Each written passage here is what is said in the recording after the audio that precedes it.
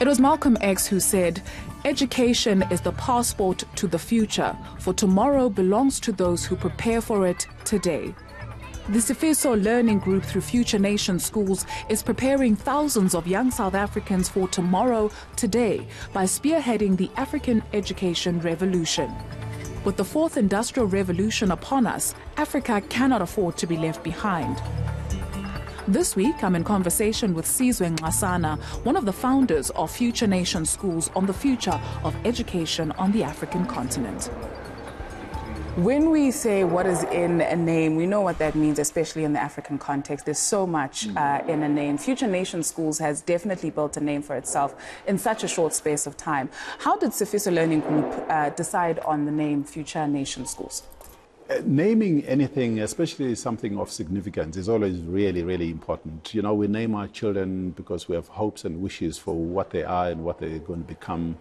And when we thought about Africa and we thought about getting involved in education, especially in the context of just where we are as a people and where the continent is in its own development, it just seemed to me that Future Nation Schools would be really appropriate, especially because the whole world over agrees that Africa has a lot of young people, and in a couple of decades, we're going to have the largest number of young people, and we already do. You know, if we compare ourselves to China or India as an example, you know, we have a majority of people who are young, who are below the age of 30.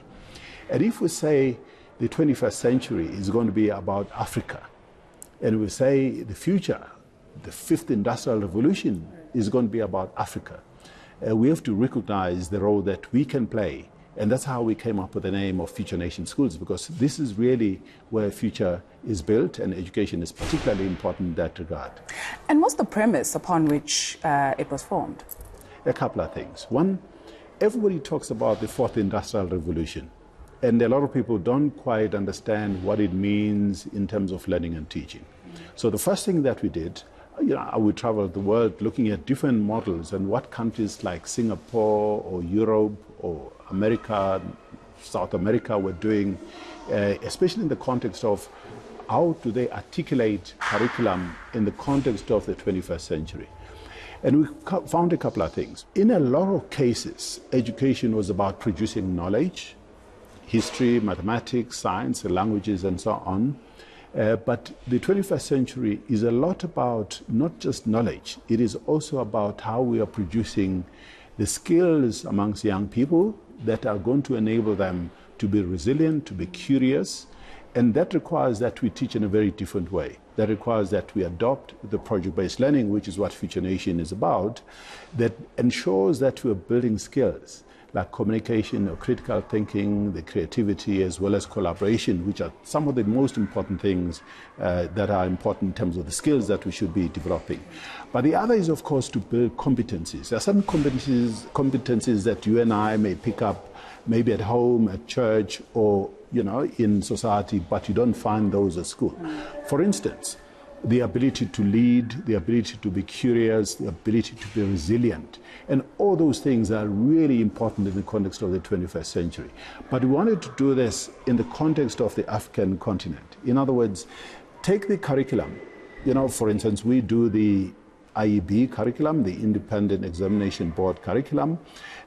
How do we take that and articulate it in a way that is accessible, in a way that is Africanized, and whilst we're building all of these skills? So if you look at some of the trends that are happening today, artificial intelligence, robotics, as an example, blockchain technology, design thinking, we've integrated all of those new trends and elements in how learning and teaching takes place at Future Nation Schools. When we look at the African context, we often talk about decolonizing education, especially in South Africa. When we talk about that term, what exactly are we talking about? We're talking about not just history. Sometimes, you know, people say, you know, we must teach history and where we come from, which is really important. But at the end of the day, it's about how we make sure that the context of learning and teaching is located in the African continent. In other words, if you just take a lot of the trends that I talked about earlier, whether it's artificial intelligence or blockchain technology or machine learning, how do we make sure that we are solving problems that we have taking those problems from an African context. And let's just make an example. If we just think of the issue of language translation, we all know that, we have a major problem with children in the African continent who maybe at intermediate phase, like grade 4 and 5, cannot read for meaning. And when you analyze the root cause of some of these things, you find that the context in which we teach in the continent is still based on the legacies of the past, the colonial past. As an example, the continent has 1.2 billion people, but you know that there are less than 100 million people, somewhere around 60 million people who are first language English speakers, Portuguese speakers, or French speakers in the continent. And therefore, our teachers who are teaching in the classroom are expected to know and be fluent in languages such as English, French, or Portuguese, but those are not the languages they speak at home. And therefore, to solve the problem of translation, of terminology, of how we make indigenous languages, academic languages, as well as commercial languages, is a problem that we must solve. When we talk about decolonizing our curriculum, whether it is computing or it is mathematics or science, we're using the African context in articulating information, but also in the process building African knowledge systems. In other words, let's go and do research, and our students do a lot of research with our teachers around areas of science, as an example, because it's not as if African people were not involved in sciences.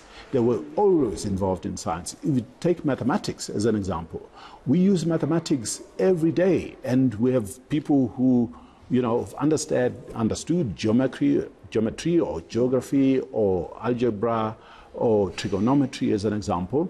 And it's how we take all of these elements and integrate that knowledge and produce and promote and develop this language in order for us to make some of these abstract concepts accessible to our children. That word accessibility, especially in South Africa, oftentimes private education is compared to private healthcare because it's understood to be limited to the few who are privileged enough to afford it. In terms of funding or your funding model and affordability for future nations, how accessible is it? We've tried to make our model as accessible as possible, bearing in mind that we don't take subsidies from government.